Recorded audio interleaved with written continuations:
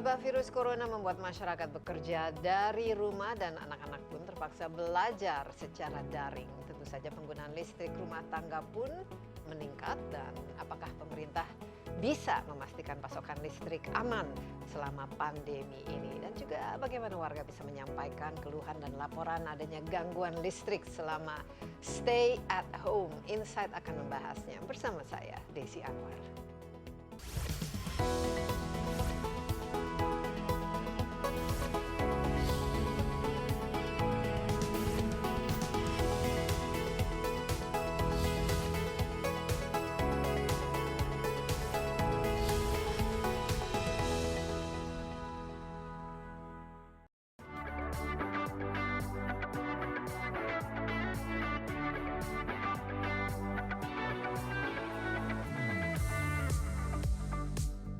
Pandemi COVID-19 yang sudah berlangsung lebih dari 1 tahun berdampak di berbagai sektor. Masyarakat yang diimbau mengurangi mobilitas tentu berdampak pada pemakaian listrik. PLN menyebut terjadi peningkatan konsumsi listrik di sektor pelanggan rumah tangga karena semua kegiatan dilakukan di rumah, seperti bekerja dan belajar di rumah. Pemerintah pun memutuskan untuk memperpanjang stimulus listrik berupa pemberian diskon tarif listrik untuk pelanggan 450 volt ampere dan 900 volt ampere, dan diskon rekening minimum dan biaya beban abodemen untuk pelanggan industri, bisnis, dan sosial hingga Desember 2021. Untuk mendukung program pemerintah agar masyarakat tetap di rumah, PLN memberikan berbagai kemudahan. Salah satunya adalah dengan aplikasi New PLN Mobile. Aplikasi One Stop Service ini juga memungkinkan masyarakat melaporkan adanya gangguan listrik melalui fitur Listrikku. Satu lagi inovasi dari BUMN sektor listrik yang membuat masyarakat tetap nyaman saat stay at home adalah iConnect. Layanan internet fixed broadband ini menawarkan paket internet unlimited alias tanpa batas yang sudah bisa diakses di Jabodetabek, Jawa, Bali, Sumatera, Kalimantan, hingga Indonesia Timur.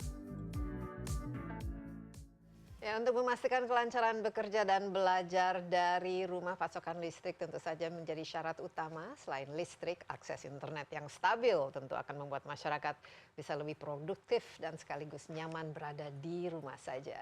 Di studio saya sudah ditemani Wakil Direktur Utama PLN Darmawan Prasojo untuk membahas mengenai ketersediaan listrik khususnya dalam masa pandemi ini. Mas Darmawan, saya panggil Mas Darmo ya. Apa kabar? Sehat selalu? Sehat selalu, salam sehat Mbak. Salam sehat, Desi. sangat penting. Dan mungkin kita tidak menggunakan masker ataupun face shield, tapi kita sudah divaksinasi, sudah melakukan PCR tadi, berulang kali, dan seluruh kru juga di studio aman ya.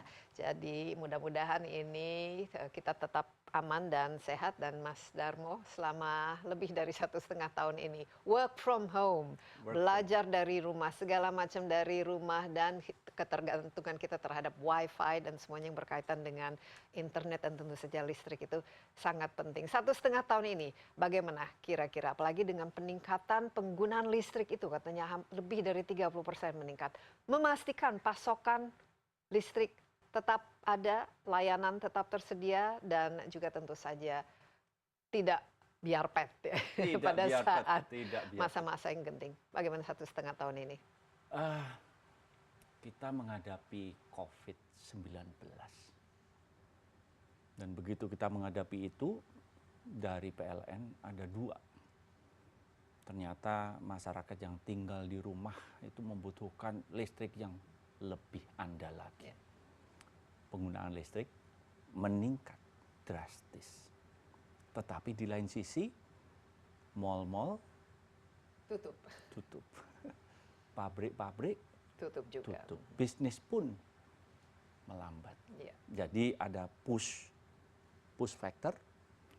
Penggunaan listrik di rumah meningkat, sedangkan di bisnis dan industri menurun drastis. Resultanya seperti apa? Apakah naik atau turun? Resultanya turun. Jadi dampaknya penggunaan listrik adalah menurun. Tetapi secara bisnis keseluruhan ya. Sehingga memang kita harus melakukan penyelarasan antara pasokan dengan demand. Pembangkit kami banyak yang akhirnya menganggur. transmisi kami juga menganggur. Gardu induk kami juga menganggur. Nah, untuk itu kami secara korporasi melakukan langkah-langkah, yaitu bagaimana meningkatkan demand, mengurangi cost kami. Dan itu semua kami ambil. Tetapi juga ada titik-titik kritis yang harus kami handle secara hati-hati. Satu, rumah sakit menjadi epicentrum. Iya, tentu Ini saja. menjadi apalagi ada ventilator di sini, ada peralatan. Banyak saudara-saudara kita membutuhkan listrik yang sangat andal agar mereka bisa sembuh, agar mereka bisa ada waktu untuk recovery. Jadi rumah sakit itu menjadi objek vital. Kemudian juga dalam proses itu ada namanya produksi oksigen. Nah, paling penting yang itu. pada waktu itu sempat di mana kebutuhan oksigen melonjak drastis. Ada juga itu memang organik dari kebutuhan rumah sakit meningkat, tetapi juga masyarakat berbondong-bondong beli tabung gas. Dipakai tidak hanya untuk cadangan di rumah. Tabung gas menghilang. Kemudian produksi oksigen itu ternyata sangat-sangat sensitif terhadap keandalan dari listrik itu. Jadi listrik itu pasti ada kedipnya. Sesuai aturan pemerintah 500 milisecond itu adalah toleransi untuk kedipnya listrik. Jadi kestabilan listrik itu sangat penting ya, supaya tidak turun naik. Pertama stabil voltasenya, kedua ada jeda, kedip. Nah, kedip ini 500 milisecond ditoleransi sesuai dengan peraturan pemerintah. Alatnya produksi oksigen itu 50 milisecond bisa trip. Sehingga ini ada objek vital yang kedua, ini ada bayi lagi yang harus kami betul-betul monitor, yaitu adalah produsen oksigen. Disinilah kami berputar, masing-masing itu produsen oksigen kami, titiknya ada di mana. Pasokan listrik menuju ke produsen oksigen itu kita jadikan transmisi, evakuasi daya yang vital. Objek vital dan lain-lain. Rumah sakit pun menjadi objek vital. Nah, untuk itu kami membangun 1.500 krisis center, ada 46.000 pegawai kami kerahkan sehari-hari agar keandalan pasokan listrik ini betul-betul bisa dijaga. Jadi harus dilakukan secara teknis, harus dilakukan rerouting gitu. Jadi misalnya seperti mall dan pabrik-pabrik industri yang turun ya kebutuhannya, sementara di rumah-rumah bahkan di daerah, karena kalau sekolah di rumah lewat daring, work from home, ini kan bukan di Jakarta saja, seluruh Indonesia ini sangat mengandalkan kestabilan listrik itu. Jadi secara teknis bagaimana dilakukan? Jadi untuk rumah sakit kami pastikan bahwa pasokan ke rumah sakit itu ada redundancy, kemudian kami jaga agar semua kemungkinan potensi gangguan kami eliminasi sebelum itu kejadian. Jadi kami kerahkan. Kami punya kantor cabang itu 100 UP3, itu unit pelayanan itu ada 160. Kemudian kantor di bawahnya itu yang ranting itu ULP, unit layanan pelanggan ada 800 sekian, ada 1.000. Kami kerahkan di setiap lokasi bahwa objek vital di daerah masing-masing mohon dijaga, dimonitor. Dan ini berhasil selama 1,5 tahun ini tanpa banyak terjadi yang tidak diinginkan, atau ada contoh-contoh di mana ada kesulitan untuk memberikan pasokan listrik? Ini masih sistem tradisional ya, kalau dulu ada ronda. Kita juga melakukan ronda lagi. Harus keliling satu persatu. Nah, ada yang beberapa pabrik oksigen yang trip di sana-sini, kemudian kami datang ke lokasi, apa penyebabnya. Ada yang memang dari kami, ada yang tadi kedip, kemudian kami cari kedip, kemudian kami cari source-nya ada di mana, kami selesaikan. Ada yang setting mesinnya ternyata masih menggunakan default dari factory, sehingga toleransinya sangat kecil sekali. Kami juga menyelesaikan itu dengan para produsen oksigen, tapi kami bekerja siang malam, berjuang. Dan ini seluruh Indonesia agar tentu keandalan listrik itu tetap terjaga. Apalagi dalam kondisi COVID ini, masyarakat juga hidupnya susah, perlu adanya yang kena infeksi, ada yang sakit, perlu sembuh. Dan untuk itu kami menjaga keandalan. Tetapi juga pemerintah dalam hal ini paham kesulitan dari masyarakat untuk menghadapi COVID itu. Gitu ya. Nah itu masalah tersendiri lagi. Tapi mengenai pasokan selama 1,5 tahun ini bisa dikatakan semuanya berjalan hampir 100% atau? Alhamdulillah aman. Jadi kami juga perlu menyeimbangkan antara pasokan dengan demand. Ya. Begitu demand turun, kami juga pasokannya juga diselaraskan. Begitu.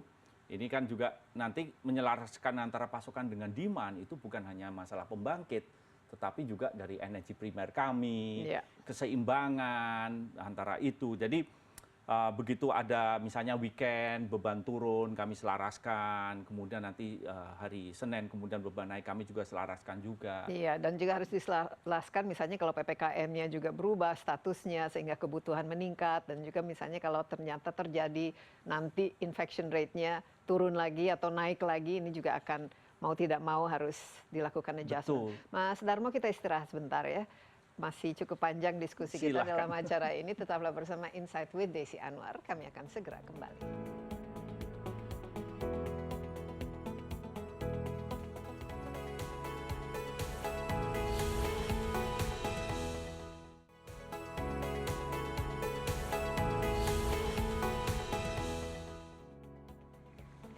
Ya, Anda masih bersama Insight with Desi Anwar. Di studio saya ditemani Wakil Direktur Utama dari PLN, Darmawan Prasojo, Mas Darmo. Tadi kita berbicara mengenai bagaimana PLN disibukkan sekali ya selama lebih dari 1,5 tahun ini memastikan pasokan listrik ke seluruh Indonesia ini jalan dengan lancar, apalagi kebutuhan kita di rumah, khususnya untuk sekolah di rumah, bekerja di rumah, dan lain sebagainya, pasokan listriknya tetap jalan. Nah, tapi dalam waktu yang sama tadi disebutkan COVID-19 juga memberikan dampak yang sangat negatif terhadap kesejahteraan, terhadap ekonomi, khususnya masyarakat kecil, bisnis kecil, apalagi mereka yang kehilangan pekerjaan, ya, dan tentu saja mau tidak mau harus dibantu lah.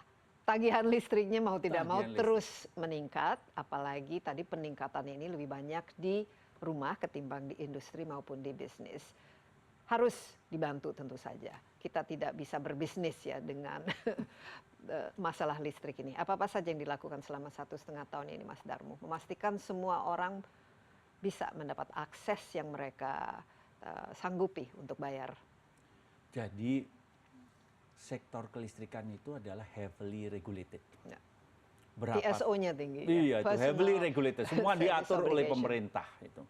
Dan inilah kita disebut dengan quasi government, bahwa ini adalah PLN itu hanyalah perpanjangan tangan dari pemerintah dalam penyediaan listrik yang ini menjadi hajat hidup orang banyak. Iya, nah, tanggung jawabnya berat sekali. Tanggung jawabnya berat. Nah, untuk itu tarif listrik itu kami tidak bisa menentukan. Yang mengatur adalah pemerintah langsung dari presiden, kemudian dari Kementerian ESDM, kemudian ada peraturan menteri, kami menjalankan saja. Nah, konsultasi kami dengan pemerintah sendiri pada waktu itu, pemerintah hanya satu. Bagaimana rakyat ini bisa menghadapi COVID-19 ini bisa ditemani oleh pemerintah. Mereka tidak sendirian. Itu arahan dari Bapak Presiden sendiri. Nah, untuk itu realisasinya seperti apa? Kami punya pelanggan yang 450 watt. Itu ada yang termasuk rakyat miskin, tetapi rata-rata memang di sana kita melihat memang ini adalah rakyat yang kurang mampu. Ya. Kemudian ada juga yang 900 watt, itu ada dua, yang masuk yang keluarga yang tidak mampu, baik yang mampu. Dari April sampai Desember 2020, alhamdulillah kami menyalurkan bantuan itu dengan sangat lancar. Dari Januari sampai Juli, kita hitung kemarin sekitar 7 sampai 8 triliun. Jadi lebih dari 20 triliun kalau di total. Sudah lebih dari 20 triliun.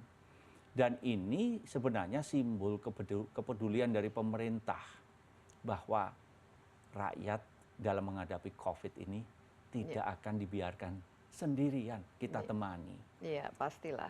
Kalau tadi tentu saja bisnis ya, walaupun pemasokannya atau penggunaan listriknya juga turun, tapi kan bisnis, apalagi industri kecil, bisnis kecil juga perlu bantuan. Ini apakah ada bantuan juga, apakah ada stimulus ataupun keringanan yang diberikan, Mas Darmo? Jadi kami melihat banyak sekali bisnis yang istilahnya itu agak tidur gitu ya.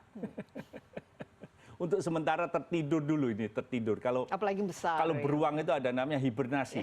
Hibernasi Begitu. Nah, kami juga membuat program misalnya cuti daya. Cuti daya. Cuti daya. Jadi untuk sementara. Jadi libur nggak harus bayar apa-apa. Cuti daya, tetapi juga ada misalnya pembayaran rekening minimum, karena misalnya Mbak Desi pasang misalnya 1.000 atau misalnya 5.000 watt gitu. itu kalau Mbak Desi tidak menggunakan listrik itu ada tagihan 40 jam. Iya. Itu minimum tagihan rekening. Nah, minimum ini berdasarkan apa? Berdasarkan daya langganan? Jadi atau? kalau terpasangnya misalnya Taruhlah listrik saya 1000 ya. 1000 ya. Berarti Mbak akan bayar minimum 40.000 watt Per bulan misalnya. per bulan. Itu. Walaupun tidak dipakai. Walaupun tidak dipakai, walaupun biasanya bayarannya Mbak Desi itu akan jauh daripada itu. Jadi kalau dipakai itu hampir tidak mungkin itu kurang. Kalau dipakai, nah ini nggak diprotes bisnis yang lo kan namanya tidur, kok tidur masih dibangun-bangunin kalau dikit. tidur makanya bayar. Itu rekening minimum ini kami bisa memberikan dispensasi untuk rekening minimum. Jadi beberapa hotel yang memang dispensasinya seperti apa? Dispensasinya rekening minimumnya bisa dikurangi. Itu ada berapa kira-kira kalau di total yang bisa menerima manfaat itu, Mas Darmo? Itu cukup banyak, tapi it's not on the top of my head saat ini. Tapi itu kami lakukan demi kami paham bahwa ada rakyat kecil yang memang perlu ditemani, tetapi kami juga menemani bisnis. Yeah. Kita harus ramah terhadap bisnis, karena itu adalah sokok guru ekonomi kita ada di situ. Tapi feedback dari bisnisnya seperti apa? Mereka happy harus membayar minimum charge ini, walaupun mungkin mereka sendiri nggak ada masukan, bisnisnya lagi tidur soalnya. Kami komunikasikan, kami rembukan, kami juga dalam hal ini PLN juga dalam kondisi di mana seharusnya penerimaan kami itu 300 terawatt hour, sesuai dengan perencanaan RUPTL ya, rencana usaha penyediaan tenaga listrik. Tahun ini berapa? Kami hanya 246 terawatt hour. Wow, jadi hanya ini ya 2/3 ya mungkin dari jadi ada selisih sekitar 50 berapa terawatt hour. Artinya pendapatan kami dibanding dengan perencanaan ada pengurangan sekitar 50 sekian triliun gitu. Itu sekitar 50 triliun, Mbak. Oke, ini poin penting ya, karena kalau kita lihat walaupun PLN tentu saja memiliki yang namanya public service obligation, jadi tanggung jawab juga yang harus dibebani karena listrik adalah merupakan hak ya bagi masyarakat, tapi secara perusahaan tentu saja secara bisnis sebagai BUMN juga mau tidak mau kan kalau bisa jangan sampai merugi ya. Nah, apa dampaknya terhadap PLN ya dengan COVID-19 ini? Kita istirahat sebentar, jangan kemana-mana dulu. Insight with Desi Anwar masih akan kembali sesaat lagi.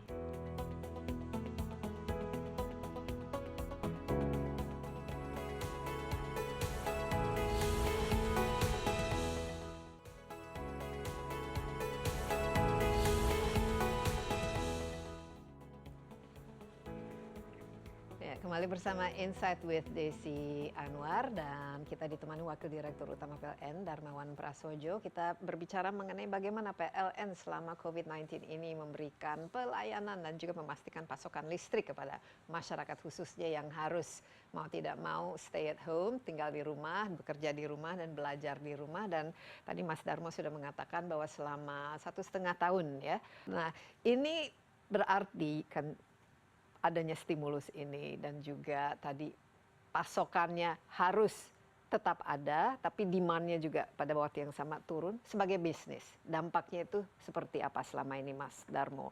Dari pendapatan, bottom line itu seperti apa, dan juga kepada karyawan PLN yang begitu banyak jumlahnya. Apakah ada yang harus istilahnya dirumahkan juga, atau justru semuanya harus all out? Jadi PLN itu sebagai garda depan menyediakan listrik dengan andal. Jadi begitu. Jadi itu tugas kami pertama adalah keandalan dari listrik itu adalah misi yang terpenting bagi kami. Jadi andal dulu. Gitu. Nah di situ ada namanya PSO, Public Service Obligation. Ini sebagai contoh. Subsidi tarif subsidi 450 watt itu tidak pernah naik dari tahun 2004 sampai sekarang.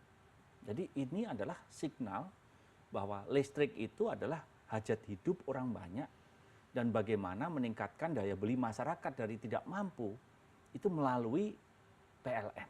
Dan ini adalah tugas kami. Dan kami bangga sekali dengan tugas itu. Nah, di lain sisi tentu saja kami sebagai korporasi. Untuk sebagai korporasi kami harus survive. Tidak mungkin kami bisa menjalankan tugas itu tanpa adanya financial sustainability. Iya, kalau bisa jangan survive saja, harus profitable juga. Profitable juga. Apalagi dengan ya investasi dan cost-nya yang juga lumayan tinggi kan. Nah, dalam kami membuat keputusan untuk investasi, kami tidak berdiri sendiri juga. Ada namanya rencana usaha penyediaan tenaga listrik atau Electricity Strategic Planning at the national level. Jadi di situ sudah ada. Karena di situ pertimbangannya bukan hanya komersial, tetapi misalnya asas keadilan. Apakah daerah tertentu sudah ada listriknya atau belum? Ya, atau elektrifikasi tersambung ini atau penting, tidak? ya. Kalau hitung-hitungannya hanya komersial saja, wah, belum masuk itu hitung-hitungannya, jangan dibangun. Tapi Dan bagi kami nggak akan pernah nggak masuk akan kalau pernah itu. masuk. Tapi Begitu.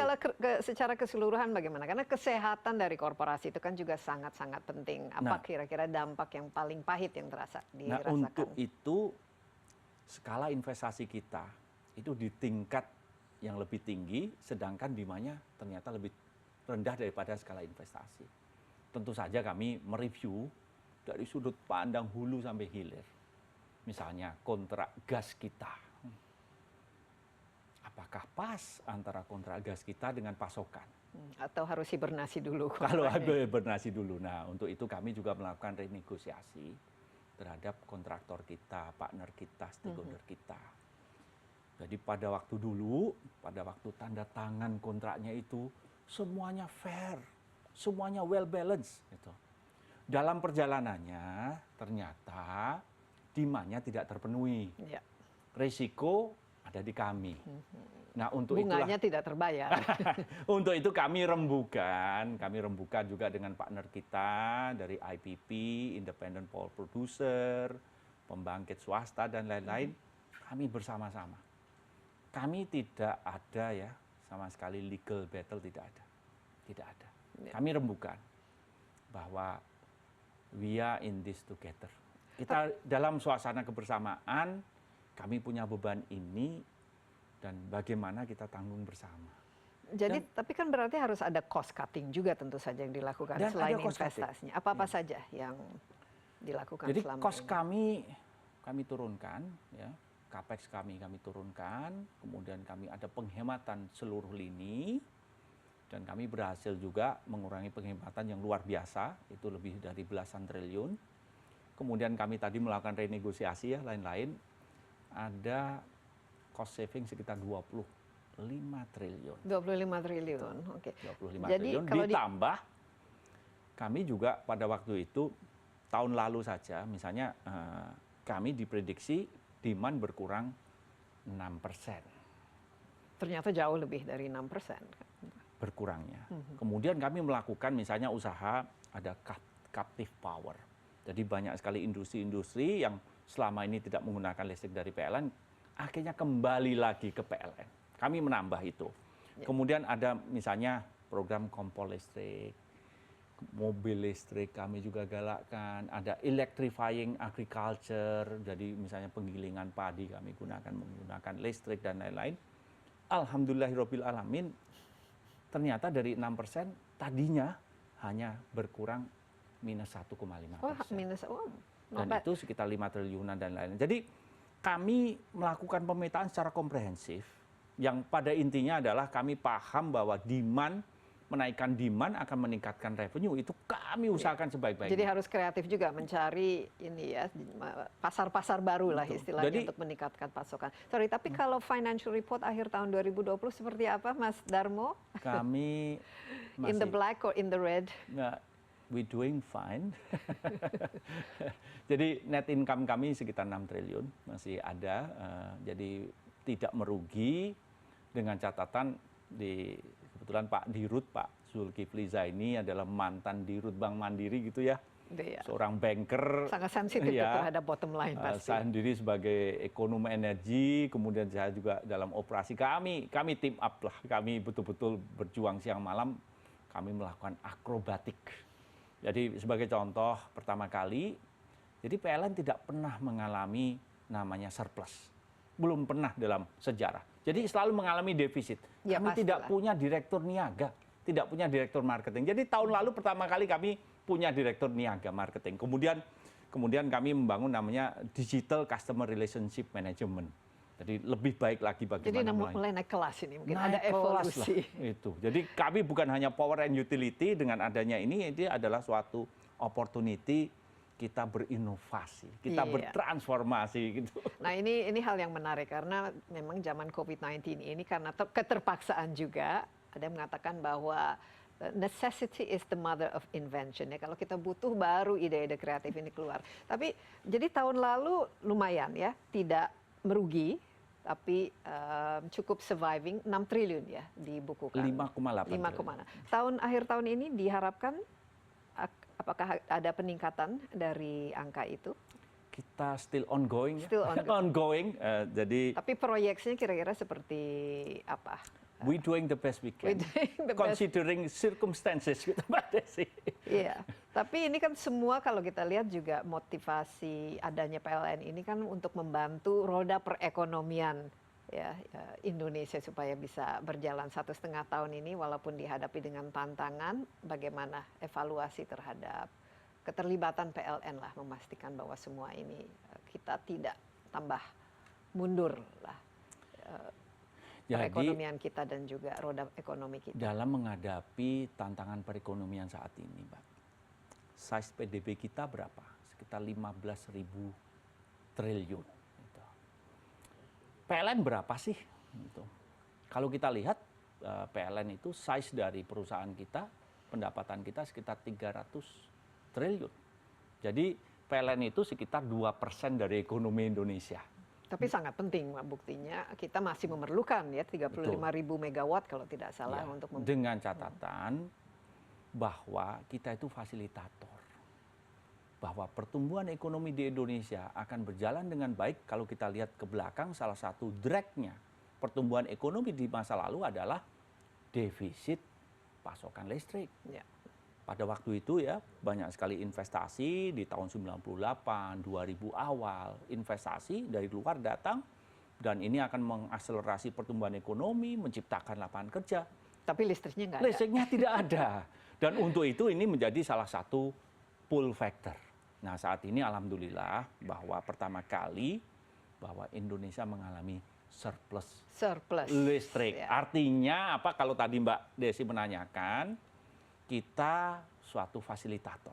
Betul-betul kita harus yakin kalau ada investasi masuk ke Indonesia, kebutuhan listriknya akan dihandle oleh PLN andal dan cukup affordable. Iya. Dan kedepannya ada sustainable. Ya, supaya room for growth ini, ruang untuk kita tumbuh ini ada. Ya, yang penting kita harus surplus. Makanya infrastruktur listrik ini salah satu yang paling penting untuk dibangun. Kita istirahat sebentar, Mas Darmo, tapi tetaplah bersama Insight with Desi Anwar. Kami akan segera kembali.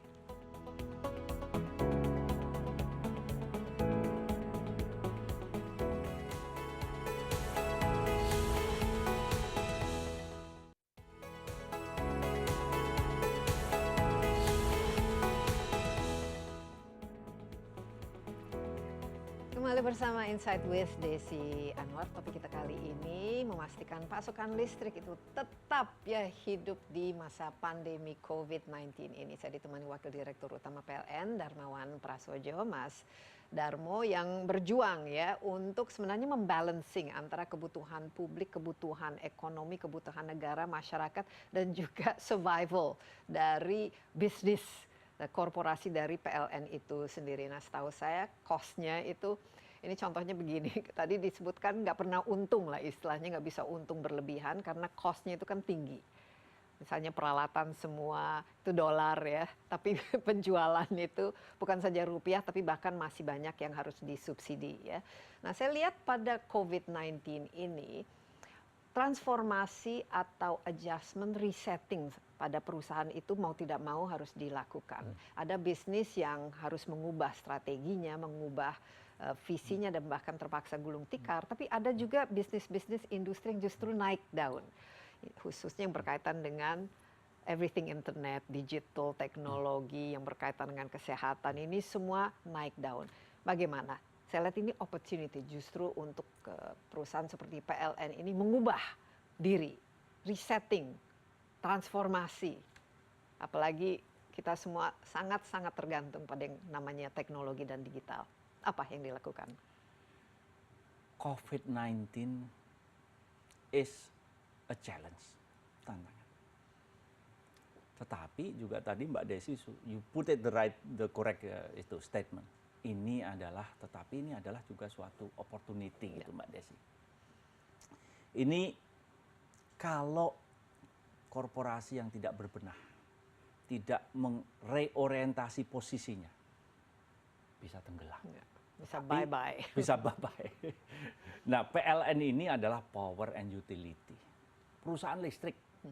Kami dari mana sih? Hulunya itu dari energi primer, ada gas, ada batu bara, ada pembangkitan, ada transmisi, ada distribusi, ada retail di sana. Bagaimana kita reorientasi ini? Kita harus melakukan transformasi. Tantangannya seperti apa? Kalau dulu fluktuasi hanya dari demand. Nanti ke depan ada namanya PLTS, pembangkit listrik tenaga surya. Ada Bayu, ada renewable energy. Ya, EBT. Jadi fluktuasi bukan di demand saja, tetapi juga di pasokan. Misalnya ada PLTS nih, jam 10 naik. Kan ada pembangkit yang diturunkan. Jam 3 sore mulai turun. Karena matahari turun. Itu ada yang dinaikkan dan lain-lain. Termasuk hidro juga. Ada hidro dan lain-lain. Nah, ini tentu saja tantangan dari sistem kami. Kami harus melakukan digitalisasi. Apa saja yang harus digitalisasi? Pembangkit kami harus digitalisasi. Ini baru mau atau sudah dimulai? Sudah ongoing. Sudah ongoing. Jadi di awal tahun 2020 kami meluncing program transformasi PLN. Jadi langsung dipimpin oleh Pak Dirut, kemudian operasionalisasinya oleh saya sebagai Wadirut, Chief Transformation Officer. Di situ ada 4 pilar. Chief Transformation Officer. Itu langsung dengan Pak Dirut ini tiap hari kita berdiskusi sampai tengah malam. Jadi ada green, bahwa kita dalam suatu transisi dari fossil fuel ke renewable energy. Ada carbon neutral 2060, bagaimana prosesnya itu? Zero emisi. Ya, nah, tetapi tadi kalau kita lihat ada namanya oversupply. Cost harus di-cut. Nah, untuk itu adanya lean. Nah, seperti Mbak Desi. Itu ramping. Semuanya lean, ramping. Lemak-lemaknya dikurangi, digantikan dengan muscle gitu. Kemudian ada inovasi digitalisasi. Digitalisasi tadi saya sudah lontarkan, pembangkit kita digitalisasi, transmisi digitalisasi, distribusi, sampai retailnya pun kami distribusi, sampai menjadi smart grid, smart meter, sedang ongoing. Karena pelanannya juga harus smart ya. Smart. Customer-nya dan misalnya kami menghitung losses. Losses itu pasti listrik kalau dikirim ada loss. Itu saat ini kemarin masih manual. Sebulan sekali kita hitung. Bagaimana menghitung ini dengan digital real time? Ada. Ada langkah-langkah untuk melakukan itu. Di pembangkit kami ada 5.200 sensor. Dari 5.200 sensor itu datanya terlalu banyak. Kita buat namanya expert system menggunakan artificial intelligence jika kita mendeteksi apapun errornya di dalam. Kita lakukan corrective action secara otomatis di sana. Sudah berapa persen digitalisasi ini? Digitalisasi ini jadi ada 24 breakthrough, kemudian satunya ada customer focus yang nanti New PLN Mobile dan lain-lain. Jadi kami punya 24 program unggulan, 24 breakthrough. Dari 24 breakthrough itu ternyata banyak sekali breakthrough-nya. Karena ini bukan pergerakan individual, tapi ini adalah pergerakan suatu korporasi secara bersama-sama. Nah, dari 24 breakthrough, 17-nya itu digitalisasi. Dan di sini kami dalam perjalanan 76 tahun ternyata banyak sekali knowledge yang terbangun di dalam insannya PLN. Yaitu mereka menghadapi tantangan dan mereka selesaikan tantangan ini secara teknis dan komersial dan lain-lain. Dan ini dengan SDM dari ya anak bangsa sendiri. Anak bangsa sendiri. Nah, menggunakan platform yang di transformasi tadi. Jadi di transformasi itu banyak sekali ide-ide di dalam insan PLN, tetapi mohon maaf, ide itu adalah ide-ide yang masih miliknya individual. Transformasi ini we listen to this idea. We listen to the spirit. Kita dengarkan semangat mereka. Dan ini yang tadinya knowledge miliknya individu, kita jadikan knowledge miliknya institusi PLN. Jadi ini adalah bukan pergerakan individu, ini pergerakan seluruh insan PLN bersama-sama untuk bertransformasi. Oke, jadi ada 24 breakthrough program, 17 diantaranya berbasis digital. Digitalisasi. Kalau digitalisasi ini kalau dilihat ya, sudah berapa persen dari target yang ingin dicapai dilaksanakan? Dan apa-apa saja tadi low hanging fruit-nya yang bisa dirasakan, baik bagi PLN itu sendiri secara perusahaan maupun kita sebagai pelanggan? Kalau dari internal, memang pelanggan mungkin tidak bisa melihat langsung ya, misalnya digitalisasi pembangkit. Itu tadinya ini menjadi pilot project, jadi kami melakukan pilot project dan itu melibatkan seluruh dari komponen kami, anak perusahaan kami, ada Indonesia Power, Pembangkitan Jawa Bali, kemudian setiap region dan lain-lain. Nah, dampaknya apa? Dampaknya, Mbak, mungkin kalau pakai mobil ya, biasanya 1 liter 10 kilo barangkali, atau 7 kilo. Gitu. Nah, dengan adanya digitalisasi pembangkit, boleh dong kalau 1 liter dari tadinya 7 kilo menjadi 10 kilo, lebih hemat dong. Yeah. Itu kalau dilihat itu misalnya karburatornya dulu dibersihkan, menjadi pengapiannya menjadi lebih baik, sama dengan kami. Loss-nya berkurang ya, loss-nya berkurang, jadi lebih efisien. Tentu saja dampak terhadap lingkungan juga lebih baik lagi. Kemudian juga ada efisiensi bagi kami. Contoh, dan itu sudah berjalan. Saat ini kami punya sistem, yaitu baik Indonesia Power, Pembangkitan Jawa Bali, punya artificial intelligence yang sudah tersambung. Kami kemudian gabung lagi nanti sedang dalam juga pembangunan suatu super command center, di mana seluruh pembangkit kami bisa kami monitor dari satu ruangan saja. Wow. Itu. Tapi juga kami juga melakukan digitalisasi terhadap pelayanan pelanggan kami yang nanti kita diskusikan lebih lanjut lagi. Tetap kita break sebentar, Mas Darmo, tapi tetaplah bersama Insight with Desi Anwar. Kami akan segera kembali.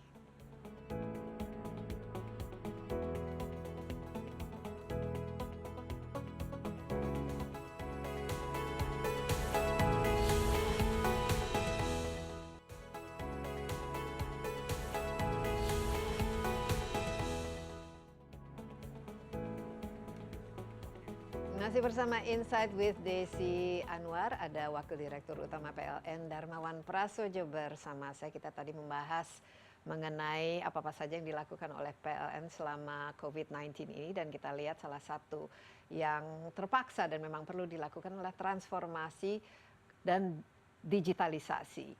Bukan saja tentu saja secara teknis, tapi dari sistem pelayanannya dan juga SDM-nya. Nah, ini sangat-sangat penting.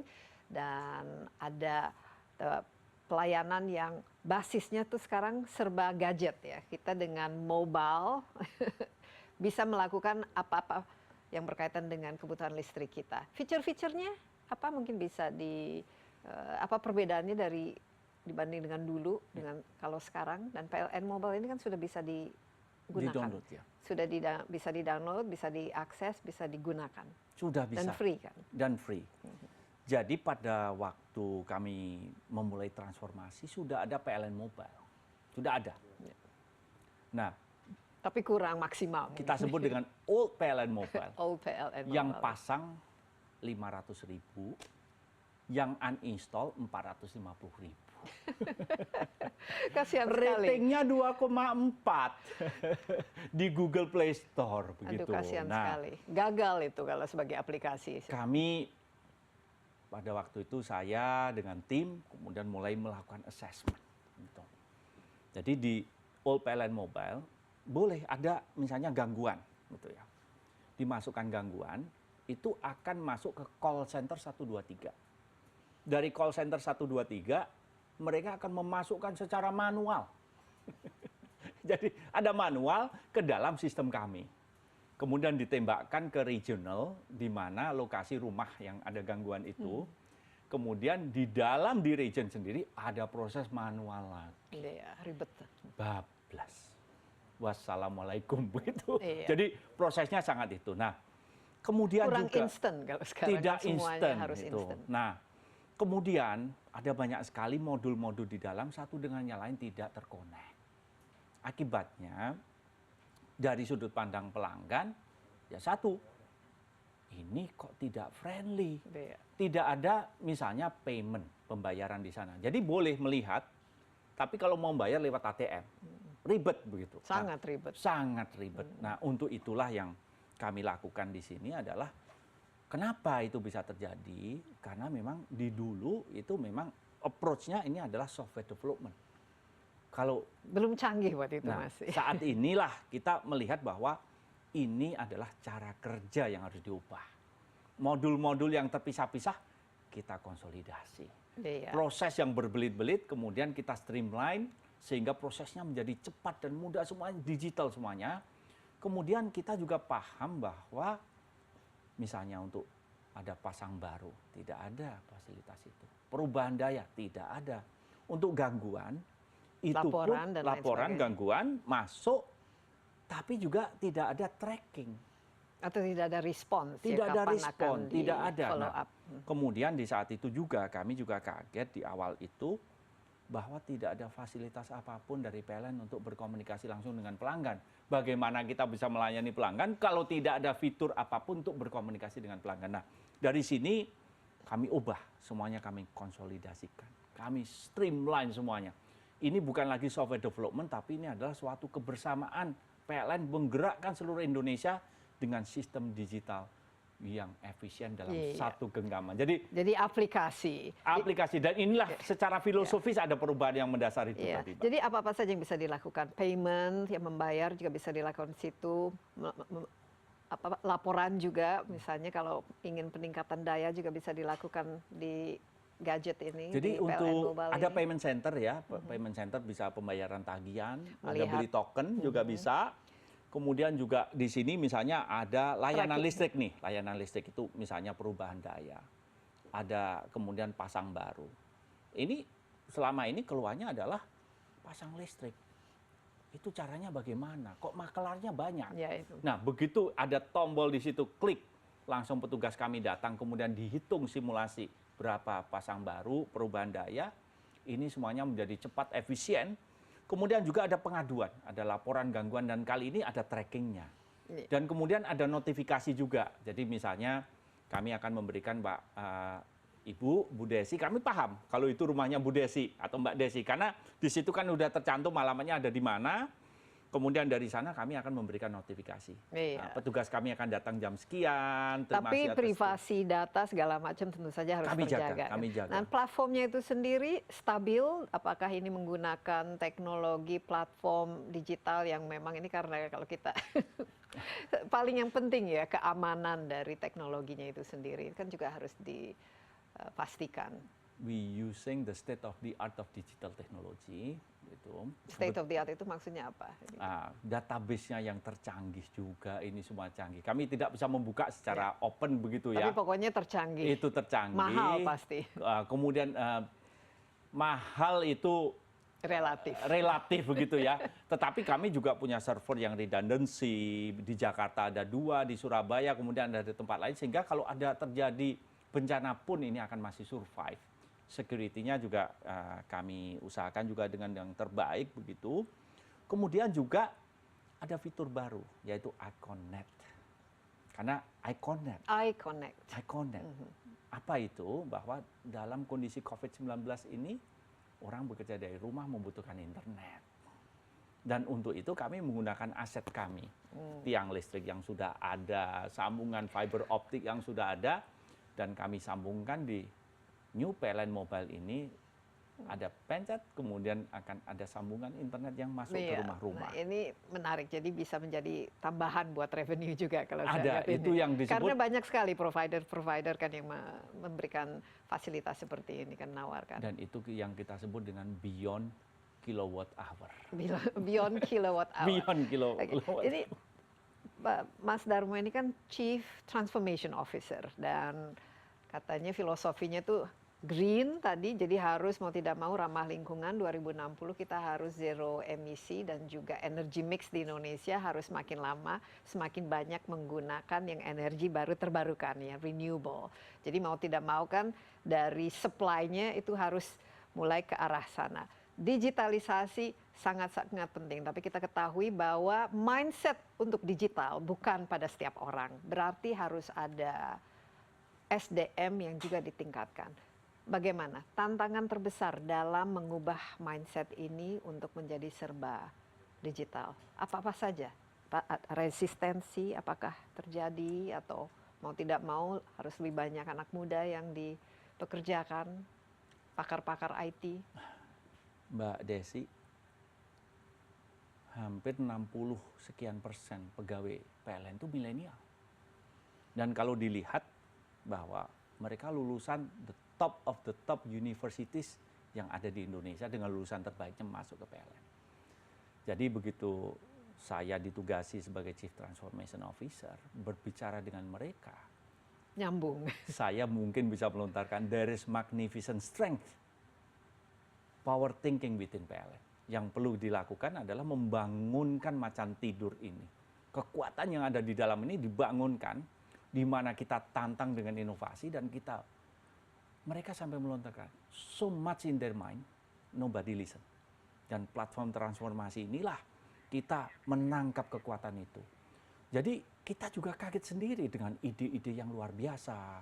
Kita dukung, kemudian juga kita buatkan roadmap, milestone. Dan ini menjadi we unleash magnificent power, kekuatan luar biasa sehingga adanya transformasi ini.